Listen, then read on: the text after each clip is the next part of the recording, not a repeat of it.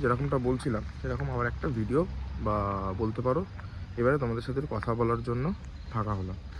তো আসলে বাড়ি থেকে দুটো জিনিস নিয়ে যেতে বলেছিল, চিনি আর মুড়ি, দুটোই কেনা হয়ে গেছে। তো যখন মানে বাড়ি যাব তখন নিয়ে চলে যাব। এখন একটু চা খেতে বেরিয়েছি, চা খেতে যাব, চা খাবো। তার আগেই ভাবলাম ভিডিওটা বানিয়ে তোমাদেরকে একটা জিনিস বলি, একটা খুব মজার ঘটনা বলি।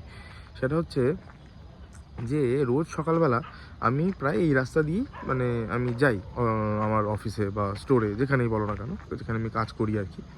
তো যখন আমি যাই সকালবেলা তখন এই রাস্তাটা এত কুয়াশা থাকে, এত কুয়াশা থাকে। তখন বাজে কটা জানো, 10টা 10:30টার সময়।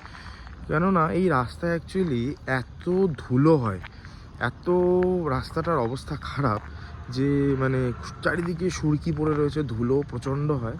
তো সারাদিনে যা ধুলো ওড়ে সেই ধুলোটা রাত্রে এই কুয়াশার সাথে মিশে একটা ধোঁয়াশা সৃষ্টি করে। যে ধোঁয়াশাটা মানে সকালবেলা 10টা 10:30টা অবধি থাকে। এবং এখানকার লোকজন ভাবে এই যে চত্বরটা, এই চত্বরটা খুব ভালো, খুব মানে পরিশুদ্ধ বাতাস তারা পায়।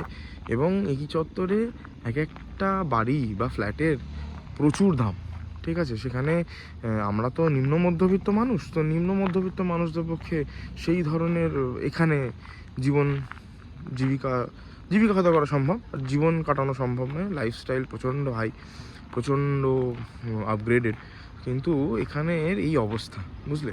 তো এটাই আমি ভাবছিলাম তোমাদের সাথে একটু শেয়ার করব, বলবো, এবং মজার ঘটনা। যাই এবার চাটা খেয়ে আসি। চা খাবো যখন কোন দোকানে খাচ্ছি দেখবে, মজার দোকানটা বেশ এখানেই পাশেই ছোট্ট দোকান। দেখো ওইটুকু বিজনেসম্যান কিন্তু